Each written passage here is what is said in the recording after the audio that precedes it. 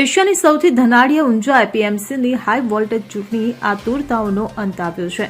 આજે ઊંઝા એપીએમસીની ચૂંટણીનું પરિણામ આવી ગયું છે, જેમાં ઊંઝા એપીએમસીની ચૂંટણીમાં ખેડૂત પેનલની તમામ 10 બેઠકો પર પૂર્વ ચેરમેન દિનેશ પટેલની પેનલની જીત થઈ છે।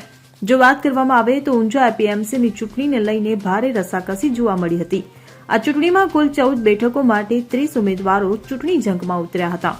ત્યારે આ ચૂંટણીનો જંગ વધુ રસપ્રદ બન્યો હતો, કારણ કે આ ચૂંટણીમાં ભાજપના જ બે જૂથ સામસામે આવ્યા હતા, જેમાં ઊંઝા એપીએમસીના પૂર્વ ચેરમેન દિનેશ પટેલ અને ઊંઝાના ધારાસભ્ય કિરીટ પટેલ ગ્રુપ વચ્ચે ચૂંટણી જંગ જામ્યો હતો। આ ઉપરાંત ઊંઝાના પૂર્વ ધારાસભ્ય નારાયણ પટેલના પૌત્ર સુપ્રીત પટેલ પણ ચૂંટણી જંગમાં હતા। ત્યારે આખરે ખેડૂત વિભાગમાં પૂર્વ ચેરમેન દિનેશ પટેલની પેનલ જીત થઈ હતી અને પૂર્વ એમએલએ નારાયણ કાકાના પૌત્ર સુપ્રીત પટેલ અને એમએલએ કિરીટ પટેલના જૂથની હાર થઈ છે। ઊંઝા એપીએમસી ચૂંટણી પરિણામોમાં પૂર્વ ચેરમેન દિનેશ પટેલ પ્રેરિત ઉમેદવારો વિજયી થયા છે, જ્યારે ભાજપના ધારાસભ્ય કિરીટ પટેલ જૂથના સુપડા સાફ થયા છે।